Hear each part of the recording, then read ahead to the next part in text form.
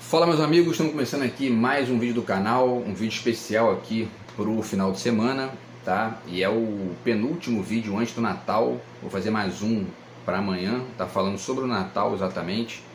E no vídeo de hoje a gente vai falar sobre a ideia de cultura, tá? Tem um trecho de uma entrevista do Gilberto Gil, que foi postada, né, foi compartilhada pela Gleisi Hoffmann do PT no Instagram, tem mais ou menos aí tem uns 2, 3 dias, e falando sobre a ideia de cultura, né, que a cultura é uma coisa ordinária e não extraordinária. Então a gente vai refletir um pouco sobre isso aqui, a partir dessa fala do Gilberto Gil. Vou ler o trechinho para vocês, deixar o link também.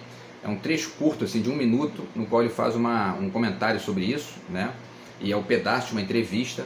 Então vamos usar esse trecho para poder refletir sobre essa ideia de cultura, sobre essa questão, né, da cultura ser ordinária ou extraordinária, ou os dois eventualmente, e também falar um pouquinho sobre a coisa da guerra cultural, né, que é essa expressão que ganhou aí, enfim, o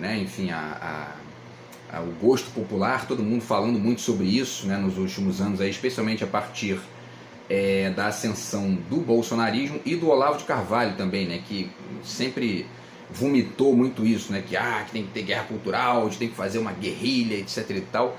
E isso tem um pouco de verdade até aí nessa questão. Obviamente que na fala dele ali tudo é meio, né, era meio torto, mas enfim, existe esse aspecto aí também da guerra cultural. A gente vai falar um pouquinho sobre isso aqui no vídeo de hoje também, tá? Então, antes de começar aí o vídeo, mais uma vez a dica do meu novo livro de poemas, está aqui do outro lado de cá, tá? Terceiro livro de poemas, quinto pela Multifoco, e o meu nono livro no total. Vocês conseguirem furar aqui o bloqueio absurdo que essa gente segue fazendo aqui, tá? A gente conversa a respeito aí do livro, tá bom? Então, pessoal, vamos lá. Vamos começar falando aqui sobre essa ideia de cultura. Eu vou ler para vocês aqui o trechinho, tá, da fala do Gilberto Gil, e fazendo uma reflexão aqui também, trazendo o conceito de cultura, a ideia de cultura como está no dicionário e também como aparece normalmente no cotidiano, tá? Para depois a gente passar para os livros e fazer uma reflexãozinha aqui sobre essa ideia, porque é bem legal.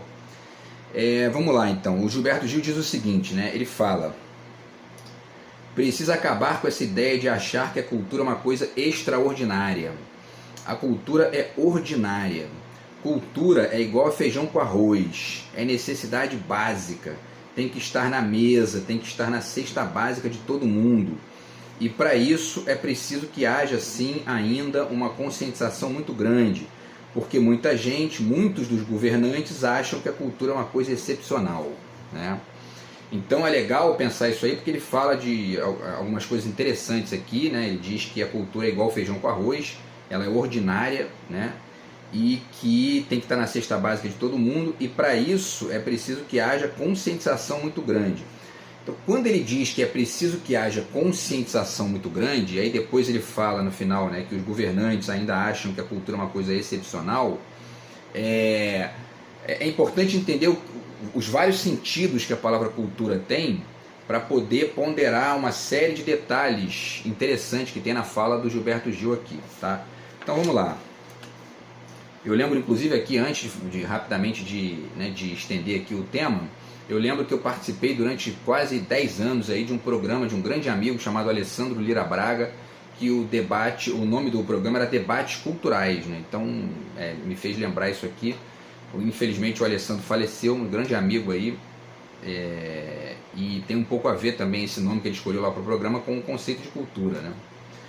Bom, então a cultura ela tem vários significados, tá? Alguns um pouco diferentes uns dos outros, né? E basicamente três, né? Basicamente três sentidos aqui. O sentido de rito, né? Quer dizer, aquilo que se cultiva.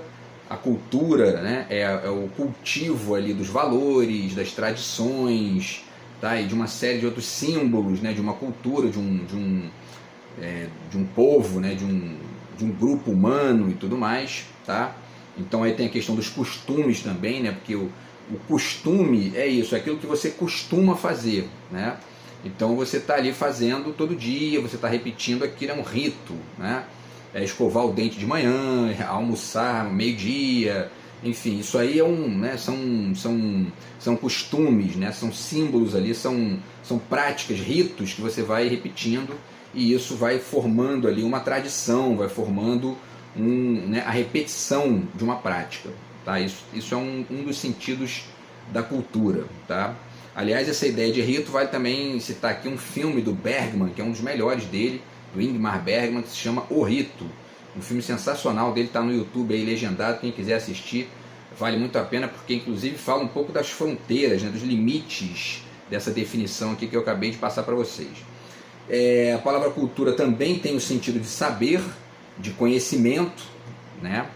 Então aí muito se diz da pessoa que é culta, né, que é erudita, que conhece muito sobre um assunto, ou seja, aquela pessoa que tem cultura, né? E aí, parte da galera que acha que cultura é algo excepcional é porque se vincula a essa ideia, né, da cultura como algo que é da ordem do culto, ali, do saber erudito, da pessoa que tem muito conhecimento sobre um assunto e, portanto, tem cultura, né? E aí quem não tem conhecimento sobre o assunto, quem é, né, enfim, ignorante ou leigo e tal, não seria uma pessoa com cultura, seria uma pessoa sem cultura, nessa perspectiva aí. Tá? E o terceiro sentido, algumas pessoas utilizam a palavra cultura como sinônimo de arte, né? Como sinônimo de produção artística. E muito se vê, inclusive, isso na própria esfera governamental, que pode acarretar essa visão aí também, que o Gilberto Gil está ponderando aqui, dos governantes, né? Que ele diz aqui no final, muitos dos governantes acham que a cultura é uma coisa excepcional, talvez por isso. Porque, por exemplo, o Ministério da Cultura, que o Gilberto Gil foi ministro, inclusive, né? Ele quase que totalmente ele trabalha com verbas para práticas artísticas, né? Então o sujeito tem ali um projeto para fazer uma peça de teatro, tem um projeto para fazer um filme, tem um projeto para fazer o lançamento de um livro, etc. e tal. Ele pede verba para o Ministério da Cultura, né? Vai ser o Ministério da Cultura que vai gerar verba para esse tipo de prática, para esse tipo de produção, né? Agora, o Ministério da Cultura também funciona, por exemplo, na lógica do folclore, estimulando ali o folclore de certas, né, localidades que não tem tanto investimento assim, e outras, até mesmo eventos religiosos e tal. Então ele não fica restrito à arte, mas grosso modo ele trabalha com produções artísticas, né? Então, portanto, produção cinematográfica, né? Enfim, e como eu falei, peça de teatro e audiovisual, e enfim, pintura, literatura, e tudo que está ligado a essa ideia de arte aí no sentido tradicional do termo, né? Então, por isso que muita gente entende a ideia de arte como a ideia de cultura, desculpe, como sinônimo de arte, tá? E tem, na verdade, um quarto sentido aqui também, que vale ponderar aqui com vocês, que é um sentido de civilização, né? Como se a cultura fosse um sinônimo daquilo que aos poucos foi civilizado, né? Ou seja, civilizou, estabeleceu um patamar de civilização, atingiu-se um nível ali de cultura, né? Isso foi culturalizado, culturado, enfim, né? Tornado algo mais culto, mais cultural e não bárbaro, né? Seria essa a distinção. O problema com esse sentido, hoje, né, existe uma série de discussões a respeito aí, porque a pergunta que se faz quando se questiona isso é quem é que define o que é civilizado e o que não é, né?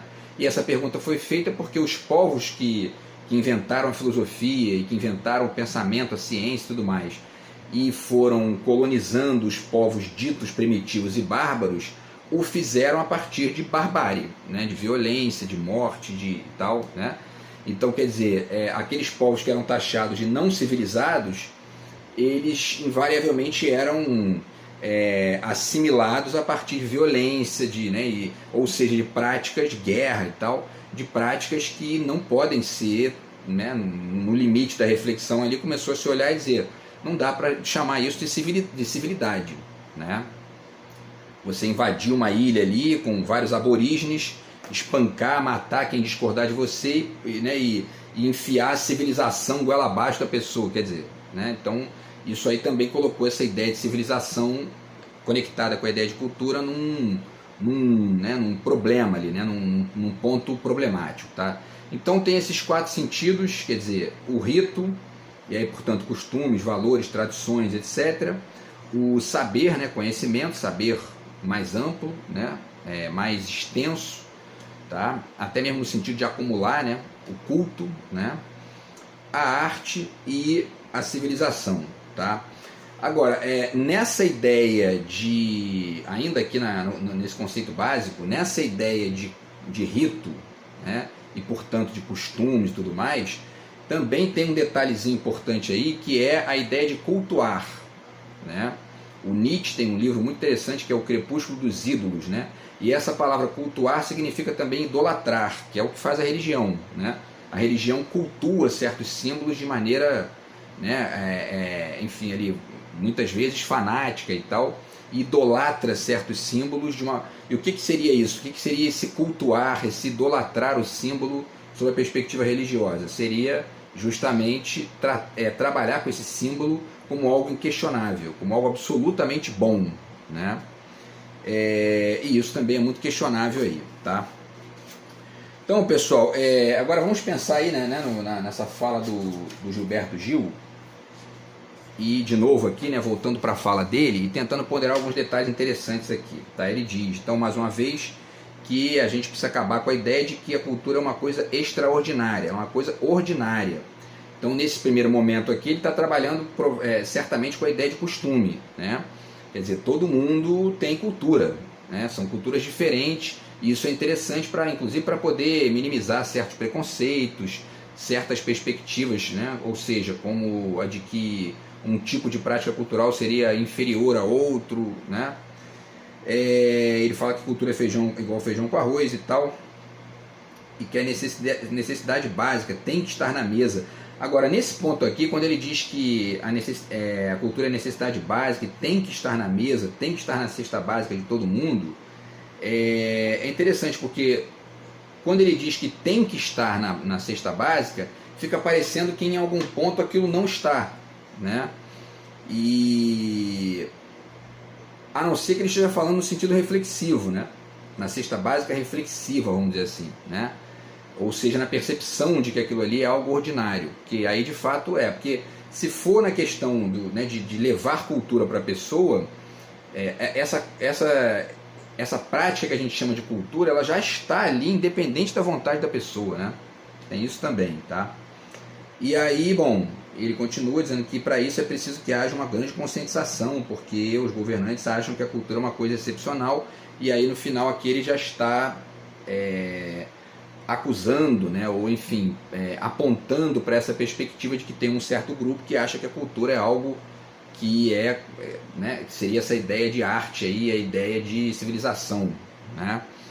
Então, ou talvez mais especificamente essa ideia de arte, porque ele estava no Ministério da Cultura, então isso aí tem essa visão, né? Por outro lado, a gente está vivendo uma época agora, né, nos últimos 10 anos aí, depois que o Gilberto Gil saiu do Ministério da Cultura e que o bolsonarismo começou a avançar, a gente está vivendo essa época aí de que tem um certo grupo que está defendendo, um grupo de direita, conservador, que está defendendo uma guerra cultural contra a esquerda, contra, enfim, né, aquilo que eles chamam ali de globalismo, e ao mesmo tempo também contra os neo-identitários, e tem toda essa guerra aí, né, que está havendo entre esses grupos no âmbito da cultura. E isso demonstra que a cultura é um espaço que ela, ao mesmo tempo em que vários símbolos e práticas vão aos poucos se cristalizando e aí se repetindo durante muito tempo, é também um ambiente de guerrilha, um ambiente ali de confrontos entre os símbolos e as práticas, e desses confrontos nascem muitas vezes modificações ali de comportamento das pessoas, de práticas de uma sociedade. Muitas vezes um país inteiro muda, né, uma prática social ali a partir da vitória de um certo grupo no âmbito da guerrilha cultural, né? Então é interessante pensar isso aí, tá? Para a gente entender, inclusive, de onde vem essa tal guerra cultural, que esse estandarte aí do bolsonarismo, e que na verdade serve de maneira curiosa, né, como uma certa arma simbólica para um grupo de conservadores que tem o objetivo, e aí é muito interessante esse ponto aqui da questão, que é um ponto chave, tem o objetivo, na verdade, de instaurar na sociedade um certo retorno dessa ideia de rito de maneira quase que absoluta, né? Porque o conservador é isso, né? O horizonte dele é conservar, né? Portanto, cultuar um símbolo como algo inquestionável. É a ideia de família tradicional, por exemplo, né? dos conservadores, enfim, né? Religiosos, do próprio Bolsonaro e dessa galera aí, né? Então, quer dizer, a própria ideia de cultura ela foi aos poucos evoluindo, a gente vai ver aqui, né? Vou passar alguns livros para vocês aqui que falam disso. A própria ideia de cultura foi evoluindo para um ponto em que começou a se perceber que essas práticas são mutáveis e não são absolutas, né? E no limite a gente tem ali esse grupo, que é o grupo dos conservadores, ou seja, daqueles que começaram a se incomodar com essa, né, mutação simbólica e mutação dos costumes, né, violenta que a gente tem vivido aí, né, que a gente está vivendo no último século basicamente, né, e estão tentando defender a manutenção de certas práticas em detrimento de outras que da perspectiva deles seria né, enfim, seria uma mudança para o atraso, vamos dizer assim, né? Já os grupos mais progressistas veem nesses conservadores sim o atraso, ou seja, o retorno a uma ideia de, né, das práticas culturais como algo que seria totalmente repetitivo, né? E o ideal talvez seja chegar num ponto em que essas práticas possam conviver, né, a despeito das divergências, né? É um pouco difícil isso porque os conservadores têm, né, no seu horizonte acabar com as práticas mutáveis e as práticas mestiças, as práticas, né, enfim, que não estão na tradição, né? E muitos dos progressistas também se incomodam com os conservadores porque, enfim, né, porque na prática progressista funciona ali a ideia da cultura como algo mutável, né? Basta pensar na produção do Porta dos Fundos, por exemplo, de novo, que eu já citei aqui em outros vídeos. Quando eles fazem um Jesus Cristo gay, eles estão querendo ali deslocar no âmbito de uma produção ali artística esse caráter radicalmente cristalizado do símbolo Jesus, que é esse caráter idolatrado, inquestionável dos conservadores, que tratam isso como algo que não pode ser mexido, não pode ser, né, deslocado daquele ponto ali. Até que ponto isso gera ali uma produção que seja, né, rica, interessante e tudo mais, até que ponto isso é problemático, a gente tem que ir pensando sempre aí, né, no passar do tempo, tá? Então, pessoal, vamos aos livros aqui, né, para a gente poder tentar pensar um pouco isso. Tem esse livro aqui do Ernest Gellner, tá, que é Antropologia e Política. Ele é antropólogo, né, o Gellner, e aí aqui na página 56 ele define o que é cultura, né? Ele diz aqui, cultura, o que significa cultura? Basicamente um modo não genético de transmissão existente em uma comunidade contínua, né?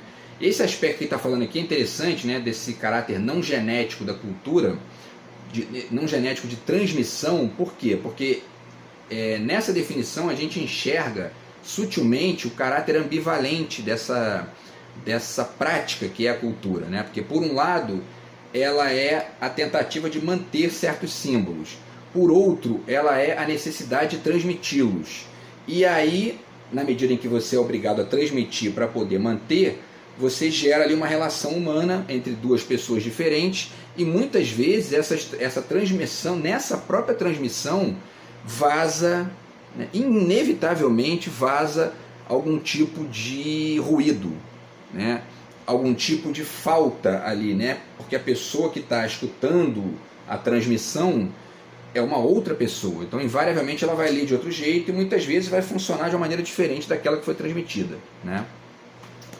Então o fato de ser algo transmitido, né, e não repetido de maneira absoluta é uma característica do ser humano, né, e que é diferente dos animais, né, porque nos animais acontecem mudanças também, né, mas essas mudanças são muito mais lentas porque o ser humano funciona a partir da linguagem. A gente vai falar um pouco sobre isso também. Na verdade, já mostro até para vocês, tá, esse livro aqui, né, que é o livro do Morten Christiansen e Nick Shatter, O Jogo da Linguagem, que eu acabei de comprar e já li aqui algumas coisas, e é mais ou menos isso aí, né? Quer dizer, essa coisa da improvisação que mudou o mundo é a linguagem, são os símbolos que acabam fazendo com que a lógica de transmissão no ser humano seja muito mais rápida, né, do que a dos animais, tá? É por isso, inclusive, que eu questionei aquela ideia do Neil deGrasse Tyson, né, que não era nem dele, né, a ideia não é nem dele, é uma ideia que é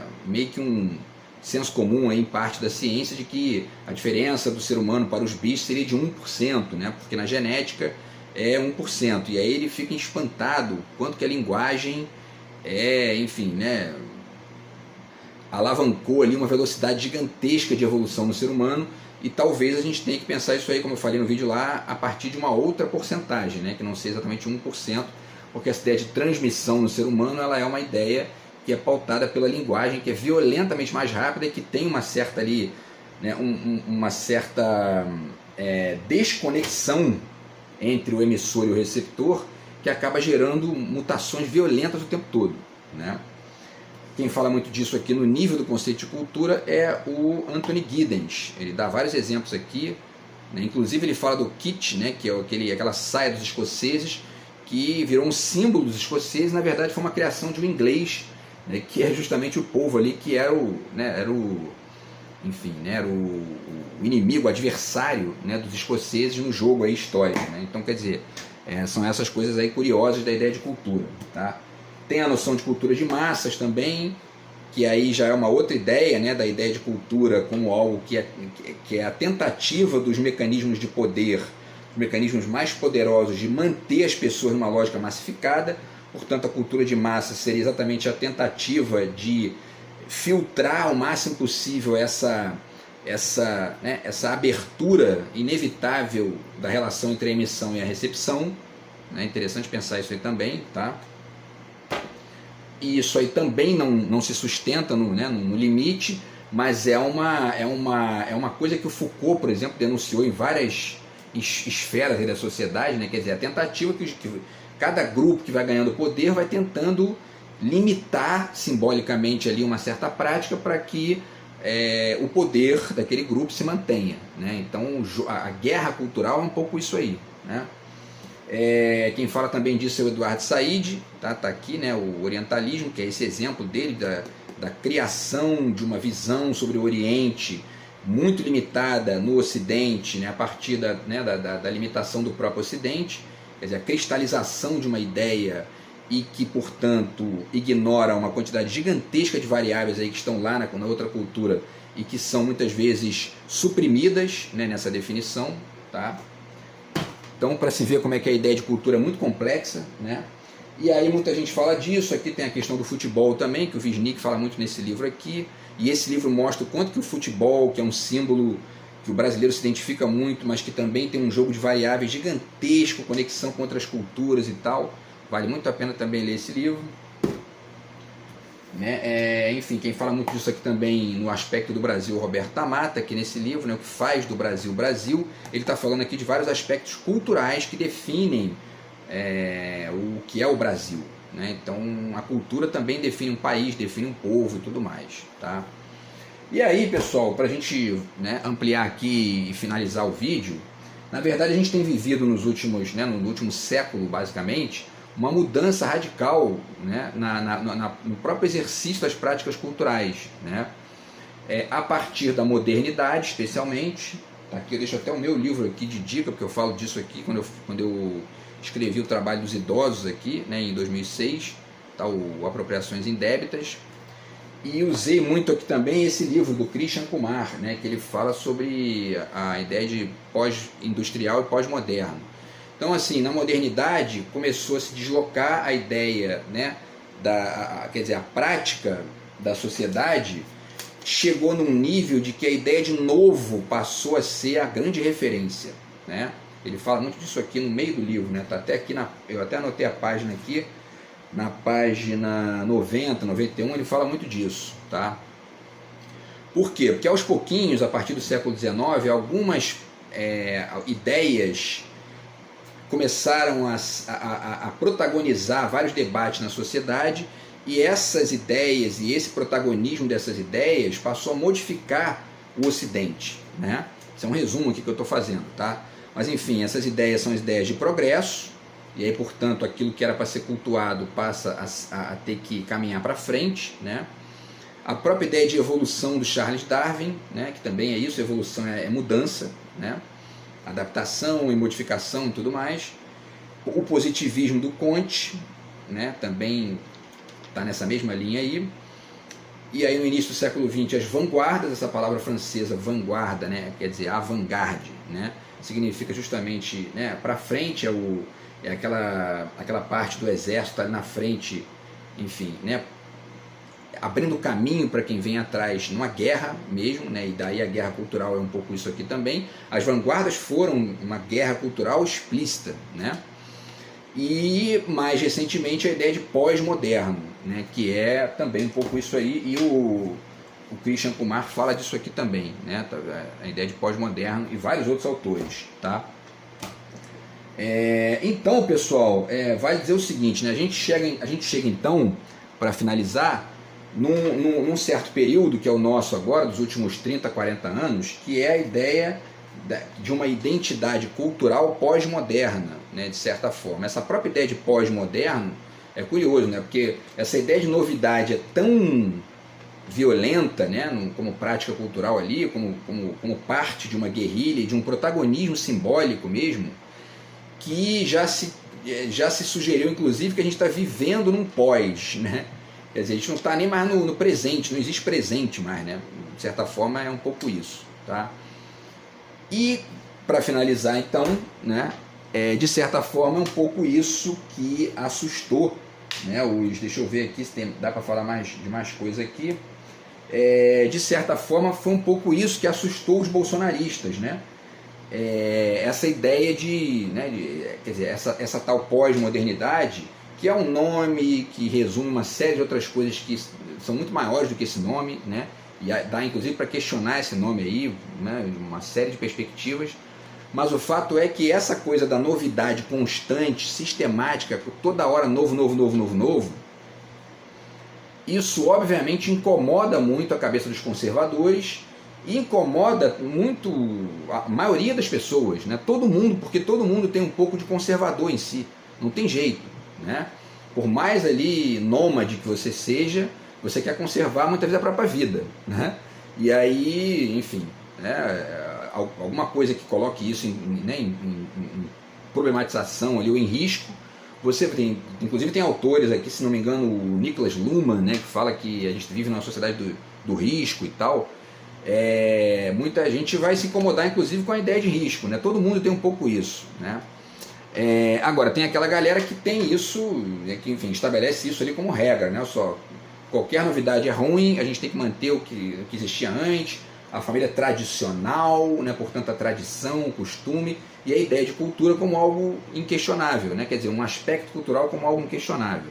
Então, por isso que nesse âmbito da reflexão sobre a ideia de cultura, no contexto que a gente está vivendo no Brasil de hoje, é preciso, inclusive, pensar aí certas práticas culturais que são problemáticas porque acabam atacando outras esferas dessa mesma cultura, né?